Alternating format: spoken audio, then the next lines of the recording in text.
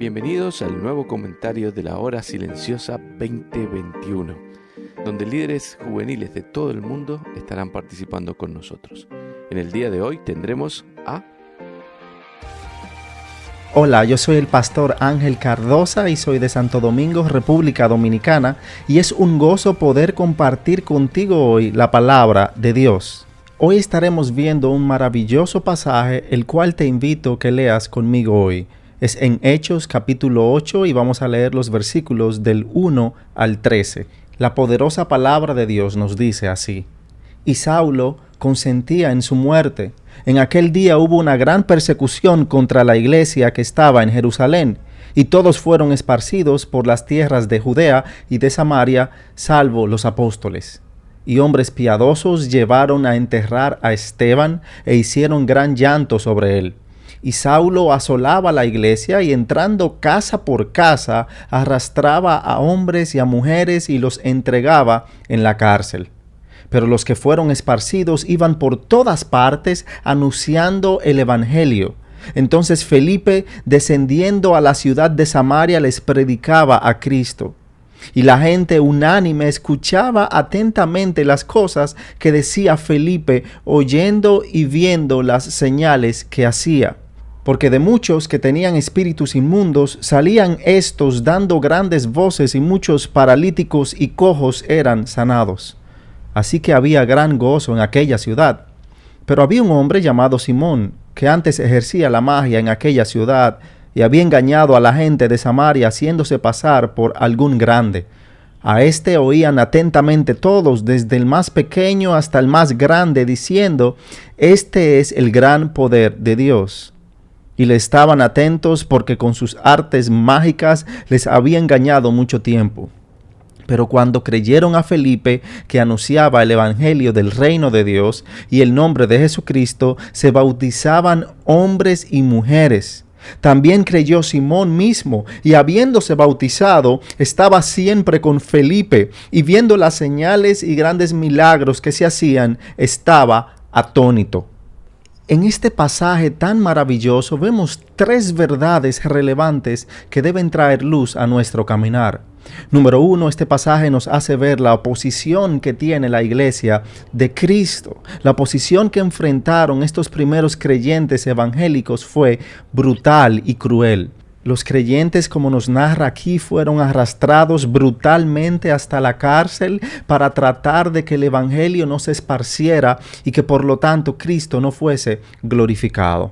Aunque no solemos pensar mucho en esto, pues en la parte occidental del mundo no tenemos una persecución tan brutal como la aquí descrita, sí hay muchos hermanos creyentes enfrentando persecución de esta manera hoy en día. Los reportes dicen que en el 2020, 260 millones de personas cristianas vivían en países con un alto riesgo de persecución, países como Corea del Norte, Pakistán, Somalia, Irán, entre otros. Estudios revelan que cada año un estimado de 100,000 cristianos son asesinados por alguna relación con la fe cristiana. O sea que lo narrado por Lucas aquí en Hechos es una realidad hoy en día. Pero hay otra verdad, otra realidad que podemos ver en este pasaje descrito aquí por Lucas, y eso lo vemos desde el versículo 4. La valentía de la iglesia de Cristo independientemente de la persecución. Al inicio del libro de Hechos, en Hechos capítulo 1, versículo 8, vemos que el Señor Jesús le dijo a sus discípulos, muchos de los cuales estaban aquí siendo perseguidos, que serían testigos en Jerusalén, en Samaria y hasta los confines de la tierra. Y estos discípulos no dejaron que su situación de persecución limitara su obediencia a predicar el evangelio. Dice Hechos capítulo 8, versículo 4, que los que fueron esparcidos iban por todas partes anunciando el evangelio. Los creyentes nos crecemos en medio de la oposición, y eso nos enseña una lección vital que debes recordar.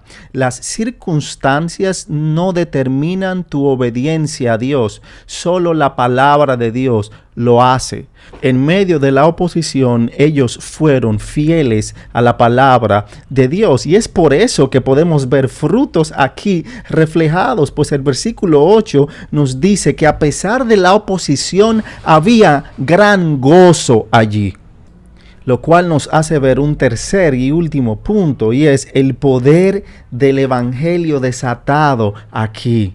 Podían encarcelar a los mensajeros, pero nunca podrían encarcelar el mensaje de salvación. Podían matar a los mensajeros, pero nunca podrían acabar con el mensaje de salvación, porque el evangelio es indomable. El evangelio es el poder de Dios. A pesar de la gran oposición y persecución que enfrentaron, los discípulos no pararon de predicar el evangelio y Dios obró poderosamente a través de la predicación del evangelio. Él trajo salvación a esa ciudad. Por lo que estas verdades en la narración de Lucas aquí nos deja grandes lecciones. Y yo quiero dejarte con 3 puntos de aplicación según las verdades que vimos. Número 1. Ora diariamente por aquellas personas que están siendo perseguidas. No estés ciego a esta realidad. Número 2, prepárate para permanecer firme en Dios en todo momento, aún en persecución, pues eso puede llegar a tu contexto. Y número 3, debemos confiar en que Dios obra por medio de su palabra. Fíjate aquí cómo aún Simón el mago, cuyo corazón estaba entenebrecido y endurecido por el mal, fue quebrantado cuando fue desatado el poderoso evangelio de salvación. Que Dios permita que podamos vivir de acuerdo a estas verdades y que prediquemos su evangelio y que le glorifiquemos en todo momento.